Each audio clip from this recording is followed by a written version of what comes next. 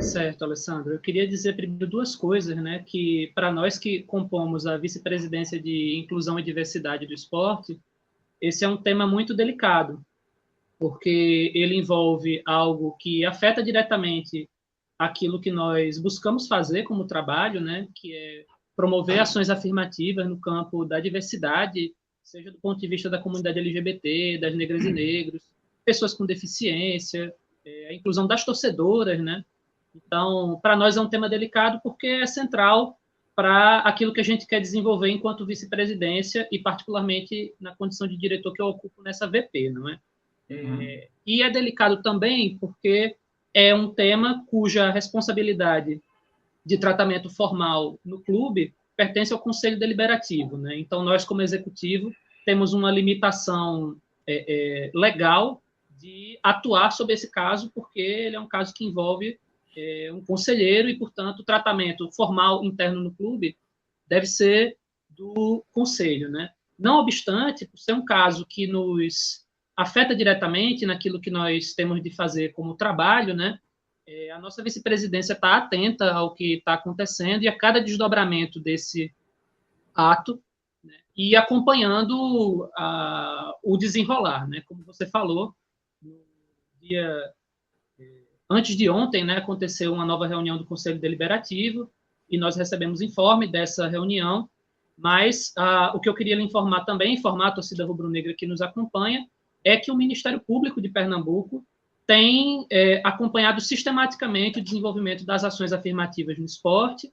Diante do que aconteceu com o Gil, abriu-se um procedimento pelo Ministério Público de Pernambuco para saber o que é que o esporte está fazendo nesse caso em particular e na promoção da cidadania LGBT para a sua imensa torcida, da qual nós, que somos LGBT, também fazemos parte, né? E o Ministério Público teve conosco uma audiência novamente ontem, né?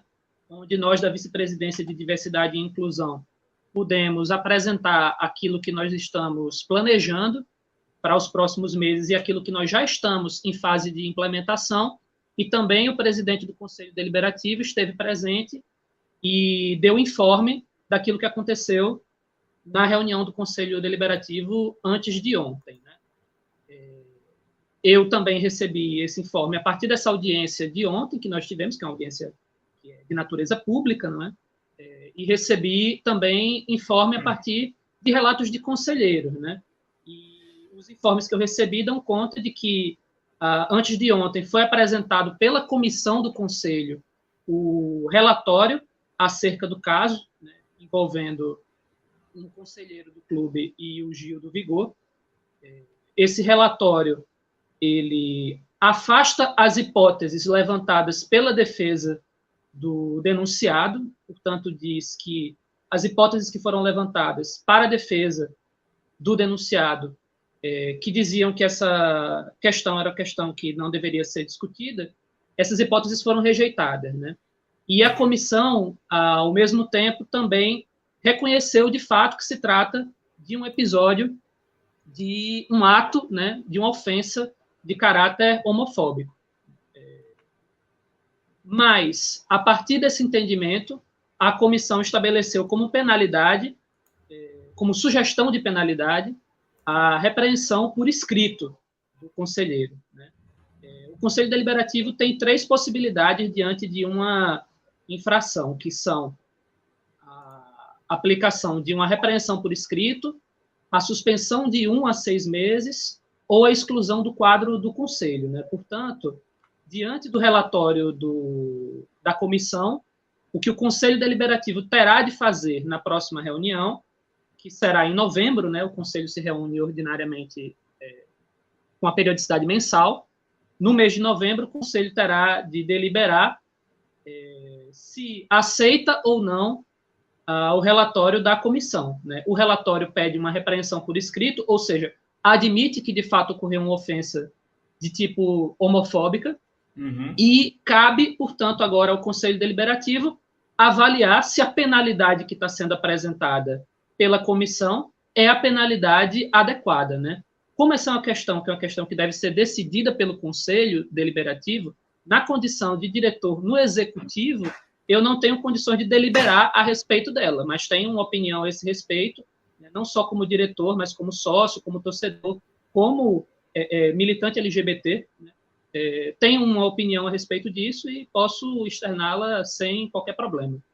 Gabriel, antes de passar a bola também para os meus queridos o Elton e o Luan, perdão, como eu tenho um pezinho também no marketing, a ideia que eu tenho de fora, como torcedor, não só como comunicador, mas como torcedor e consumidor, vamos colocar assim, do Esporte Clube do Recife, é de que existem dois clubes dentro, né? O Conselho Deliberativo, literalmente de outra época, que não é essa atual, e que as empresas, até formatarem esse tipo de situação, a gente não vai ter uma escala maior de empresas apoiando o clube, porque não vê essa firmeza, não vê esse pilar, né? esse concreto fincado no solo, como quem diz, a qualquer momento, eu não vou, patrocinando o clube, eu não vou ter prejuízos aqui com minha imagem, da minha empresa. A ideia é essa, dentro também de que o Conselho Deliberativo, nesse momento, no momento que fica postergando, fica colocando esse tipo de situação, e o próprio rapaz lá, que eu esqueci o nome aqui agora, que falou, né, essas bobagens, que poderiam ajudar como rubro-negros, que não colaboram em nada ficando no clube. Dá uma saidinha e depois, em outro momento, é perdoado, volta atrás, faz o que quiser aí, voltaria. Mas a impressão que eu tenho é que as empresas estão ainda esperando essa solução, e enquanto isso o maior sofredor de tudo é o próprio clube, que deixa de arrecadar, deixa de passar uma imagem, né, mais profunda, né, de seus pilares aí, principalmente nessa diversidade que é tão valorizada hoje em nossa sociedade, né? Alessandro, nosso trabalho, eu posso dizer isso para você com tranquilidade, para toda a torcida rubro-negra, né? O nosso trabalho hoje está limitado pela indefinição a respeito dessa questão, né? A nossa vice-presidência tem feito contatos, né, com parceiros e parceiras que têm interesse na promoção das ações afirmativas, em patrocinar as ações afirmativas do clube, mas a realidade é que, em muitos desses contatos, nós somos questionados a respeito da resolução dessa questão, né, que é uma questão que segue em aberto, e sem que ela seja corretamente resolvida, nós vamos ter dificuldades, né? Não obstante essas dificuldades existam, nós já temos dado início àquilo que a gente entende que é importante, necessário e urgente de ser feito, né? Uhum. Vamos falar um pouco a respeito das ações que a gente está tomando desde já.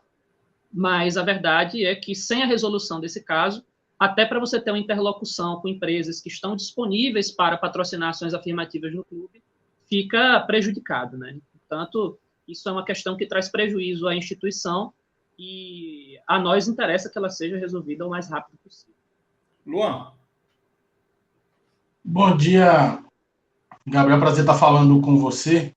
Esse é um caso, infelizmente, que às vezes a gente parece que está caminhando para uma coisa no futebol, de repente você se depara com essas barreiras, enfim, esses preconceitos, essas estupidez, que para mim não é nada mais além do que isso.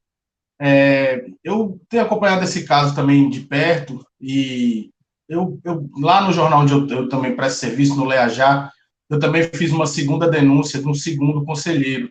Essa denúncia até saiu também em primeira mão, eu tive acesso aos áudios e tive acesso a outros prints, em que ele corroborou com tudo que o Flávio Cury falou, que no caso era o Renan Valeriano. E a minha dúvida ele também está inserido nesse processo, o nome dele também foi colocado, apenas do Flávio Cury. E o meu outro questionamento a respeito disso se essa punição, eu ontem li, e na apuração que eu fiz também, que isso não é uma punição já de fato efetuada, é apenas uma sugestão de penalização, né?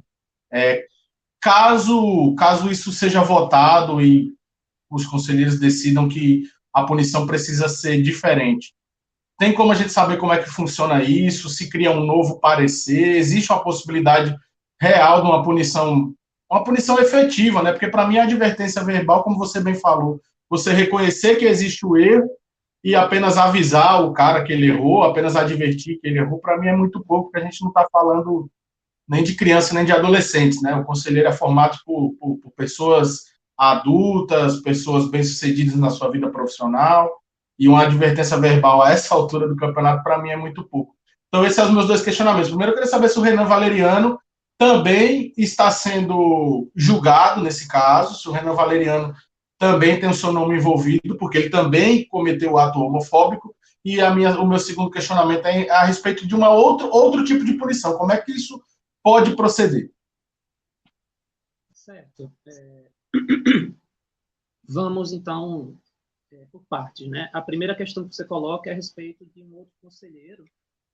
E, até onde eu sei, a denúncia foi apresentada pelo conselheiro Romero Albuquerque, e na denúncia original, que é apresentada pelo conselheiro Romero Albuquerque, o nome do Renan Valeriano não aparece. Né? Portanto, o caso que a comissão está julgando, né, que apresentou o seu parecer, é o caso do Flávio Cury.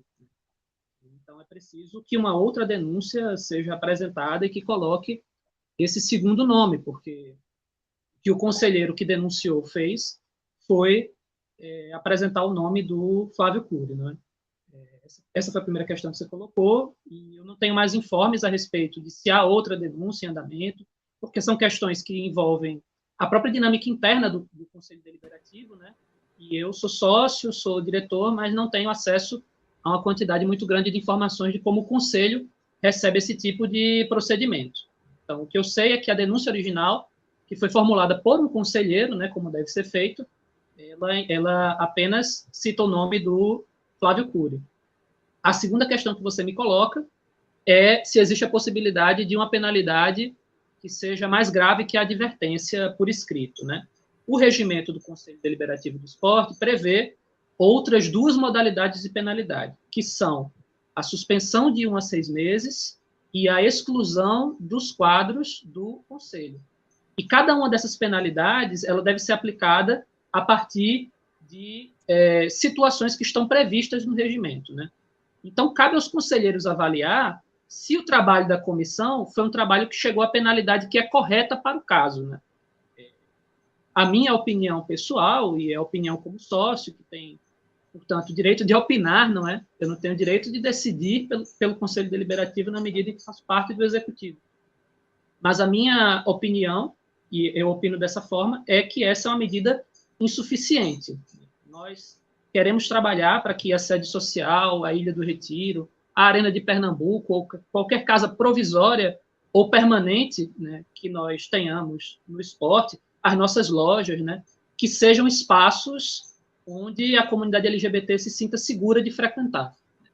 E se um conselho deliberativo reconhece a existência de um episódio, de uma atitude, de uma ofensa homofóbica, reconhece que ela aconteceu, eu penso que a penalidade que deve estar associada a esse fato não é a penalidade de uma repreensão por escrito apenas, porque ela não assegura que o torcedor, que o sócio, que é LGBT, terá um espaço de segurança na Ilha do Retiro, né? O que basicamente vai ser dito com a penalidade de repreensão por escrito é que o episódio aconteceu, ele é um fato realmente grave, mas ele não é um fato que enseja a necessidade de um afastamento da pessoa que cometeu essa atitude do espaço físico da Ilha do Retiro, da sede social, né? E isso me preocupa, né? E me preocupa não como diretor, também como diretor, mas me preocupa sobretudo como sócio e como homem gay que eu sou e que não quer estar exposto em qualquer que seja o espaço na cidade, mas sobretudo no clube que eu amo, a possíveis situações de violência futura, né? Então, eu penso que é o momento de o clube, como um todo, dar um exemplo.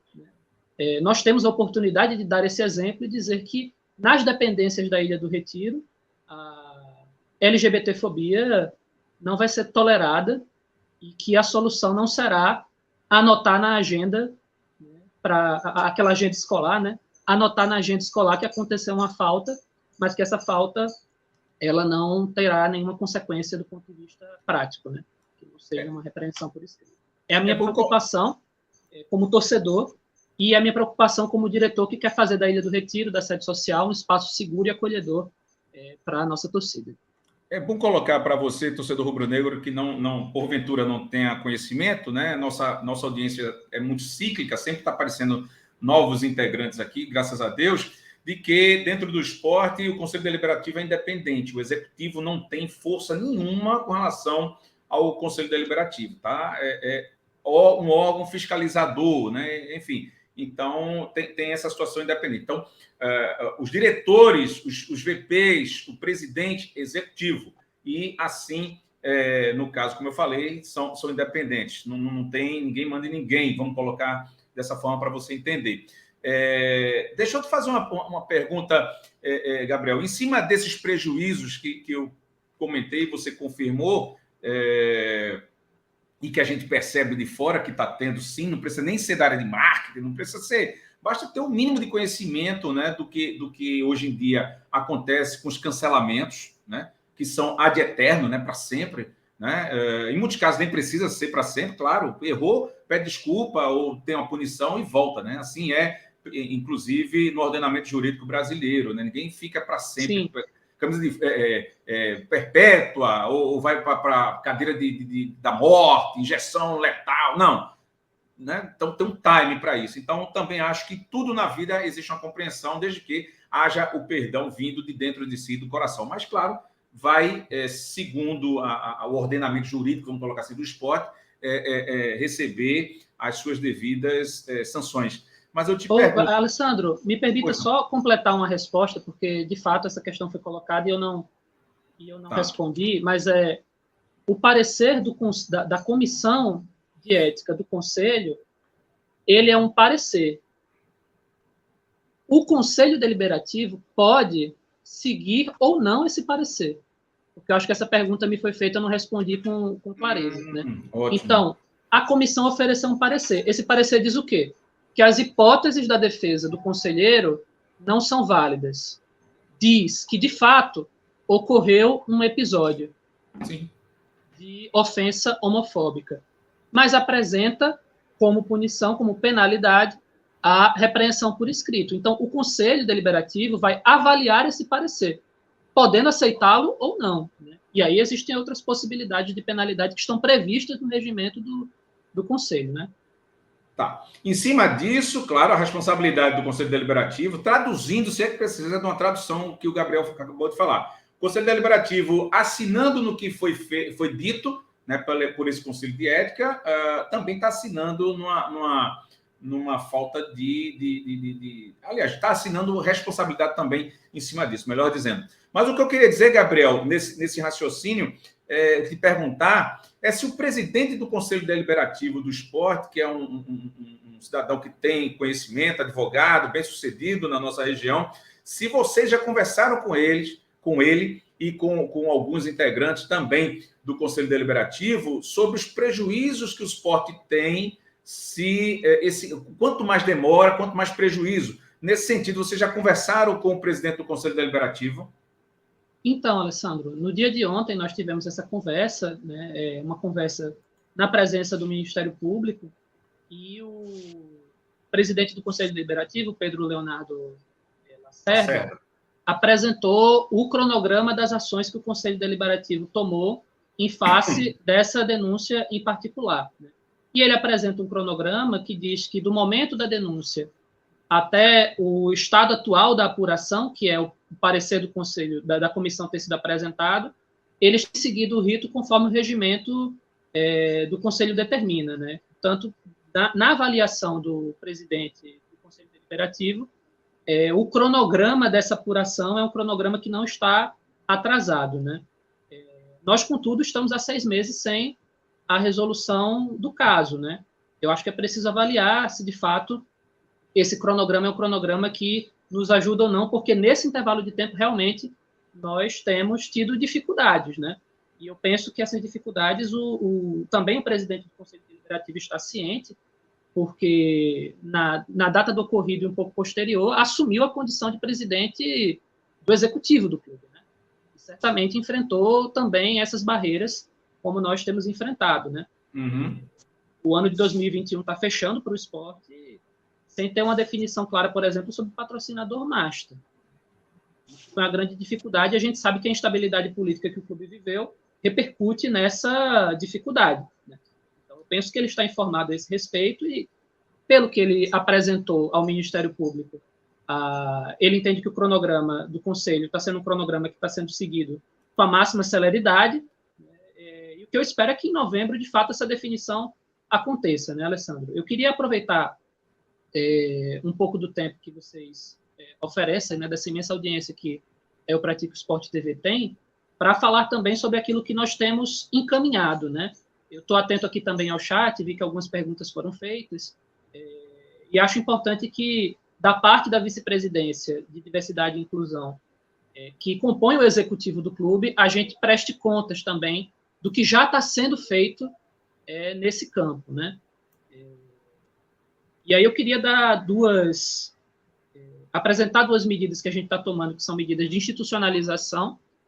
A primeira é a inclusão do campo nome social para sócias, para sócios, para identificações do clube, carteirinha de sócio, formulários internos, crachás, documentos de escolinhas, né? A inclusão do campo nome social para pessoas trans e travestis. Essa é uma medida institucional. Outra medida institucional é a publicização e a abertura de requerimento para inclusão como dependentes dos sócios e sócias que possuírem parceiros homoafetivos, né? Você sabe que a pessoa que é casada e que é sócia do esporte pode incluir seu parceiro ou parceira como dependente, né? E nós queremos dar publicidade à possibilidade dos casais homoafetivos também incluírem seus parceiros e parceiras na condição de dependentes no quadro de sócios do esporte, né? Já está em reforma uma sala que nós vamos chamar de Sala da Diversidade, que vai ter a finalidade de acolher e atender as demandas das torcedoras, dos torcedores que são negros, negras, da comunidade LGBT, das pessoas com deficiência. Essa sala já está em reforma e nós teremos nessa sala um lugar de acolhimento, de encaminhamento das demandas, inclusive das demandas de situação de violência que eventualmente venham a ocorrer. E estamos pensando também na construção de um evento para o dia 17 de maio, que é o Dia Internacional de Combate à Homofobia, e no mês de novembro, né, daqui a alguns dias o mês de novembro chega, no mês de novembro, a nossa diretoria executiva e o quadro de funcionários do clube passarão por formações sobre LGBTfobia, enfrentamento à discriminação contra a comunidade LGBT, e essas formações vão ser ofertadas pelo Centro Estadual de Combate à Homofobia, né? Nós achamos que o exemplo tem de vir de cima e a nossa cadeia de comando, a diretoria executiva, está comprometida em começar um processo de formação interna que faça com que os funcionários do clube, a nossa diretoria executiva e também o Conselho Deliberativo, que nós convidamos a participar dessas formações, deem um exemplo e sejam os primeiros espaços do clube a passarem por essas formações com o Centro Estadual de Combate à Homofobia, que é vinculado ao governo do Estado, né? Então, nós temos, nesse pequeno prazo de tempo, acho que nós estamos a menos de 3 meses, né, na vice-presidência de Diversidade e Inclusão, buscado nos movimentar para, independentemente do que acontecer nesse caso em particular, nós viabilizarmos a política de ações afirmativas para as LGBT e para esse conjunto da diversidade rubro-negra que nós somos. O meu querido Gabriel, o John Cell, que apareceu aqui depois de tanto tempo, né, John? Um abraço. Está perguntando, inclusive, é uma pergunta que eu gostaria de saber o que significa. Aí ele faz assim: Gabriel, não sei se já foi falado, mas de qualquer forma, me fala sobre a gratuidade ou descontos para PCD em jogos na arena, sócios ou não. Obrigado. O que é PCD também? Me explica, querido. PCD são pessoas com deficiência, Alessandro. Tá. Envolve todas as comunidades que têm algum tipo de deficiência e que, portanto, necessitam de uma política de inclusão e de acessibilidade no clube, né? A primeira coisa que nós fizemos, na primeira visita em que a gente fez ao clube após a nomeação, foi averiguar as condições de acessibilidade da sede social e também do nosso estádio, que é a Ilha do Retiro, né? Nós verificamos que existe uma série de dificuldades em termos de acessibilidade, e algumas coisas já foram desenvolvidas, é verdade, né? Nós temos espaço nas sociais e na arquibancada geral para cadeirantes, né, e temos piso tátil para as pessoas que têm baixa visão ou que são cegas se deslocarem pela sede social, mas ainda tem muitas pequenas questões que precisam ser resolvidas, né? Uma das que nós estamos centrando fogo nesse momento é a questão da acessibilidade comunicacional. Por enquanto, a comunicação do esporte ainda não dispõe de legenda e nem de tradução intérprete de língua brasileira de sinais, né, que é uma língua oficial no nosso país. Então, a gente está preocupado em dotar o clube da acessibilidade comunicacional necessária para as pessoas que não oralizam, né, que são surdas, enfim, que possuem alguma deficiência que precise de legenda ou de tradução e interpretação em libras para a comunicação, né? O John Cell perguntou a respeito de gratuidade.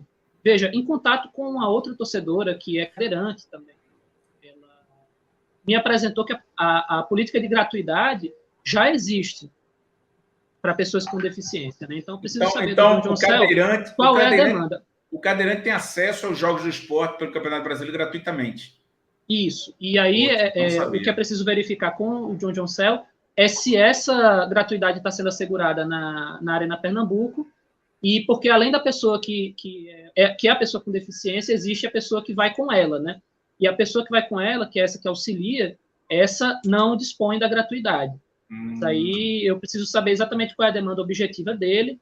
Eu fiz um comentário lá no chat, mas, assim, me coloco à disposição dele nas redes sociais também para que ele encaminhe a demanda concreta, né? Para que eu possa saber exatamente qual é a necessidade que ele está apresentando. Ou se quiser, John, manda para mim também. Se bem que o Gabriel tem rede social aí, já a facilidade, mas se tiver essa dificuldade aí. Qual é o teu arroba, por favor, Gabriel, para que a torcida que tenha demandas possa conversar com você diretamente? Eu coloquei lá no chat, inclusive para concorrer à jaqueta do Florentino que você tanto fala. Mas se tu ganhar, tu vai dizer que é truta. Não, mas eu sou membro do canal, pô, eu quero concorrer. Eu coloquei lá, @Gabriel_ACS. Você me encontra no Instagram ou no Twitter com essa arroba, né? Beleza, meu querido. Nós estamos com um programa marcado já com o Gabriel já faz tempo, a respeito do setor dele, né, da VP, da diversidade, essa coisa toda, inclusive com a VP, né, que a gente quer conhecer, o torcedor quer conhecer, e a gente já está marcado. Agora não sabe a data ainda e está esperando só alguns encaixes para que a gente faça esse programa só não, né, falando que é muito assunto da diversidade, no sentido de focar a diversidade dentro do Esporte Clube do Recife. Um passo que eu vejo que não tem retorno até para frente, e é essa história que a gente quer colocar sempre e ajudar o Gabriel e quem quer futuramente que esteja à frente desse processo. Gabriel, obrigado, querido, por hoje. Obrigado, Alessandro. Tem um conjunto de outras coisas sobre as quais a gente vai poder falar nesse programa que você disse aí que nós já estamos acertados, né? E com a máxima brevidade a gente vai querer apresentar para vocês isso e vai ser possível visualizar na nossa sede social, no nosso estádio, a materialização dessas políticas que a gente tem conversado aqui, tá bem? Na semana que vem, obrigado, na próxima semana, a gente agenda esse segundo momento. Obrigado, viu? Agradeço demais o espaço. Que é isso. A hora que você disser, entra em plantão aqui ao vivo, a gente entra. Maravilha. Um abraço. Valeu, querido. Abraço. Pois é, Nação Rubro-Negra, você sendo membro da Eu Pratico Sport TV, você tem conteúdos exclusivos e ainda concorre a produtos oficiais do Esporte Clube do Recife. Nesse momento, a gente está ofertando para você na Eu Pratico Sport TV o agasalho vermelho, rubro-negro, lindo, com as iniciais do Leão da Praça da Bandeira, tá bom? Seja membro. Para isso é preciso apenas que você opine, que você escreva, que você participe, tá joia? Além de poder ganhar produtos oficiais, você também, como ganhador, vai participar da nossa programação, tá joia? Um abraço! Estreia Produções. Davidson Moreira, personal trainer. Corporate, alinhando tecnologia ao seu negócio. Paulo Paiva, fotografia esportiva. Colchões e travesseiros Tropical. Labrasa Burger. Use o cupom Eu Pratico Esporte TV e ganhe 15% de desconto no seu pedido. No Instagram ou pelo telefone 98123 6038. K2 Hosts, os melhores planos de hospedagens de site. Acesse k2hosts.com.br e escolha o seu.